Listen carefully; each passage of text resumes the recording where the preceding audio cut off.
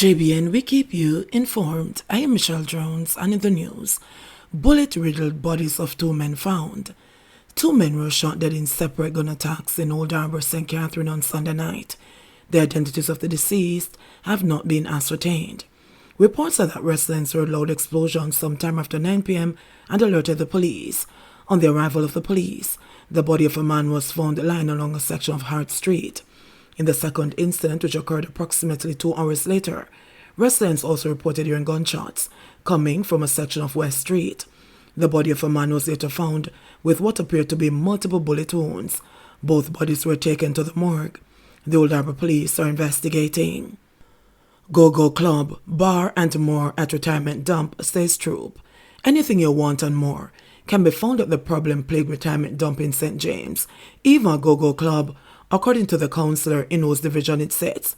In fact, Councillor Michael Troop of the People's National Party Granville Division is convinced that the thriving commercial activity taking place at the dump contributes to the frequent fires there that have reduced air quality across large swathes of the parish.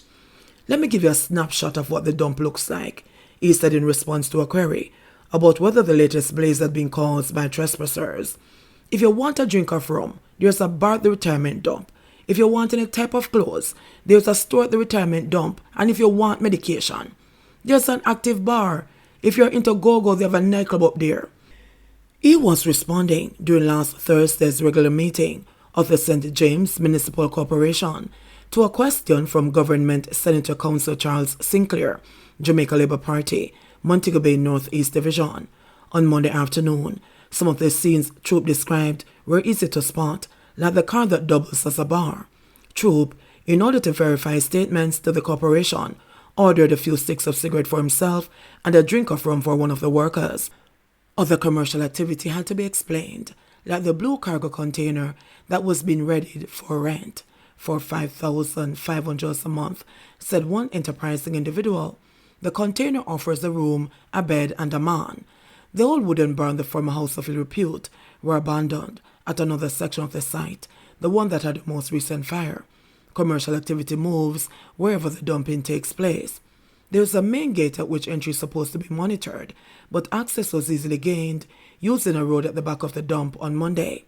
The lax security measures, Troop said at last week's meeting, are contributing to the problems at the dump, such as the recent fire. I concur with Senator Sinclair. The problem is right up there. We have asked so long that anyone who is entitled to go inside there should be given ID. Go up there. How many persons have ID to go in there? Is the wall around the dump properly secured? He asked rhetorically. The last fire at the dump began on March 28 and, supported by unusually strong winds, lasted for about 3 days, spewing thick plumes of smoke that enveloped nearby communities. Last Thursday, Troop said the smoke is still lingering, and he warned that there is likely to be a lawsuit coming against the state-run National Solid Waste Management Authority, NSWMA. The citizens of retirement and Granville area putting together. As a matter of fact, we have engaged a lawyer. There's going to be a test case. The citizens have come together, and I myself will be a part of that, and very soon it will be served on solid waste, he said. Troop's threat was supported by Councillor Dwight Crawford, JLP, Spring Garden Division. The fire retirement landfill is unacceptable. Persons living in Granville and retirement area are suffering. The smoke was so thick you can cut it with a knife. It is untenable. It is very rare that both science and public opinion meet, but it is clear that it cannot continue, he said.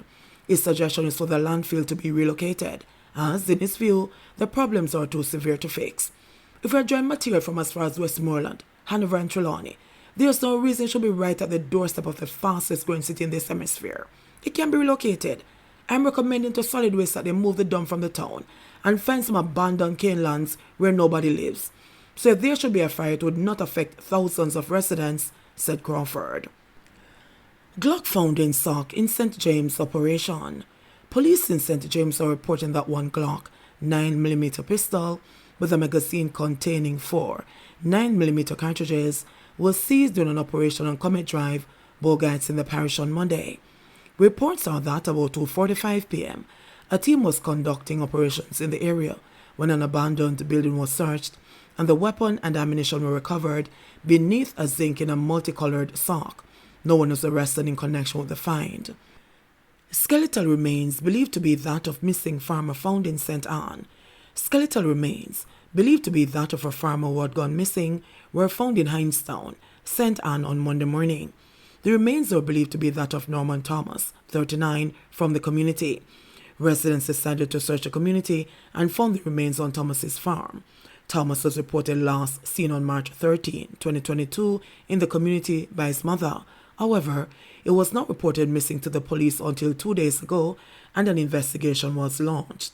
It is reported that clothing, such as a blue merino, khaki shorts, a blue belt, and a pair of black water boots, was found and recognized by family members to be that of Thomas. Police said about 8:30 a.m., residents were searching for Thomas when the skeletal remains were found on his farm. The police were summoned, and on arrival, skeletal remains resembling and consistent with that of a human were seen on a farm. Man shot dead in Anoto Bay, St. Mary. A man was killed during an attack in Crooked River, Anoto Bay, St. Mary on Monday evening. He has been identified as 47-year-old Kenneth Shaw. It is reported that about 8 o'clock, Shaw left home to go to a nearby shop when explosions were heard. The police were alerted, and when they arrived, Shaw was seen suffering from bullet wounds. He died at hospital.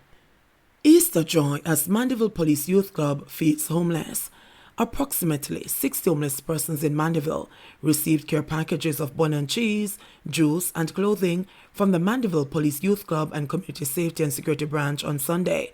As part of its mandate to serve the communities, Police Youth Club coordinator for the parish, Constable Rayan Thompson, said it plans several outreach projects each year to keep young people engaged. We're trying to have young people volunteer and give back to society, so we got some sponsorship from COK Cooperative Credit Union, independent donor Mrs. Levy, and the personal donations from the police and the persons who benefited were very receptive. Thompson said he is hoping to have at least 5 similar outreach projects across the parish, in addition to other scheduled activities each year. Since the pandemic, we have not gotten the chance to do much, but it is part of our plan for the next outreach in June to go to the infirmary, providing that we'll be able to go there. Next, our plan is to have an outreach at one of the children's homes in the parish, the constable said. With heavy reliance on membership dues to finance initiatives, Thompson has urged corporate Jamaica to pitch in to support the cause. This level of engagement is very important to try to turn young people's mind away from criminality and to do something constructive. What we notice is that young people who are part of the Police Youth Club tend to be a bit more respectful and mannerly, and we encourage them to use this club. It is an opportunity to build themselves, he said. According to Thompson, there are approximately 700 Police Youth Club members across the parish, but only 15 of the 30 clubs are active. He said efforts to reactivate dormant clubs are ongoing, but require pooling of resources to improve the club's viability and effectiveness. Deputy Superintendent of Police Elsa Smith, who spoke at the recent town hall meeting of the Manchester Chamber of Commerce, underscored the need to address the challenges faced by young people. We need every support. We are twinning neighborhood watch groups with the police youth groups to ensure that the movement continues, said the Deputy Superintendent, who is territorial officer with responsibility for community safety and security. We need all hands on deck. We need the older persons to mentor and talk to the youth club members and show them a better way. 31 new COVID-19 cases, 1 more death reported. Jamaica on Monday reported 31 new cases of COVID-19, bringing the total number of confirmed cases reported on the island to 129,312. According to the latest statistics from the Ministry of Health and Wellness, the country also reported 1 more virus-related death. The death toll since the start of the pandemic now stands at 2,932.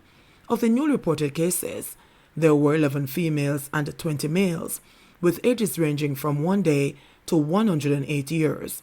The cases were recorded in Kingston and St. Andrew 9, St. Ann 1, St. Elizabeth 16, and Westmoreland 5.